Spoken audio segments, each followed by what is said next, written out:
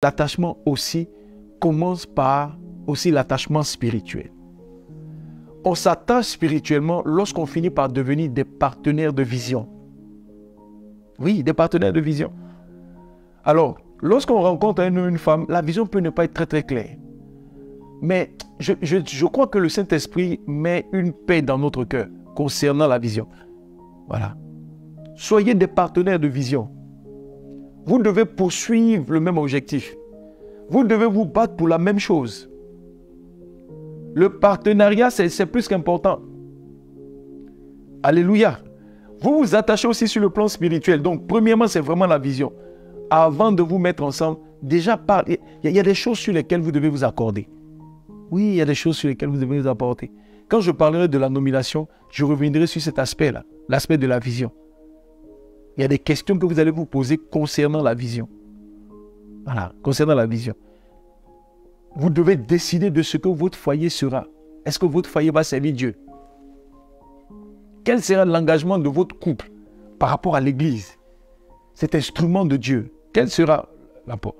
Donc la vision est une chose importante. Vous devez harmoniser certains sujets dans votre foyer si vous voulez vous attacher spirituellement. Oui, la gestion du foyer. Comment on va éduquer nos enfants? Est-ce que notre maison sera une maison de prière? Ce sont des choses qui se décident avant de rentrer dans le mariage.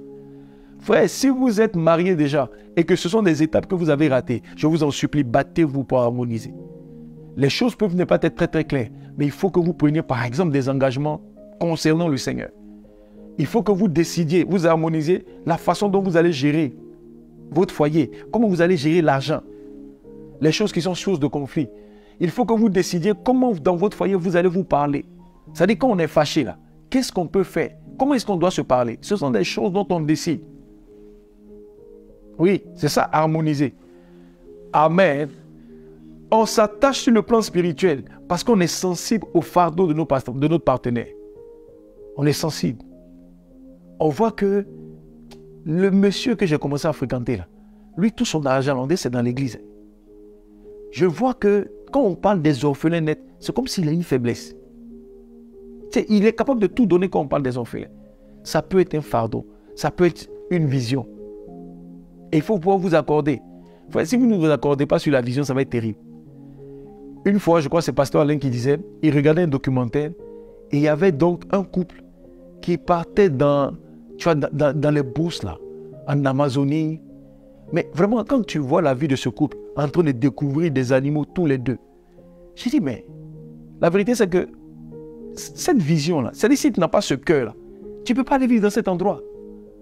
C'est parce que tous les deux, ils ont la même vision. Ils aiment pratiquement les mêmes choses. Leur cœur bat pour un certain nombre de choses. C'est ce qui fait qu'ils peuvent tenir dans une forêt comme ça, avec les plantes en train de les piquer. Moi, quand je raconte ça, j'ai envie de dire, ouh, la brousse ne m'intéresse pas.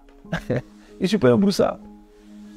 Donc, il faut savoir, il faut reconnaître la vision et puis il faut être sensible donc au fardeau de son partenaire. Amen.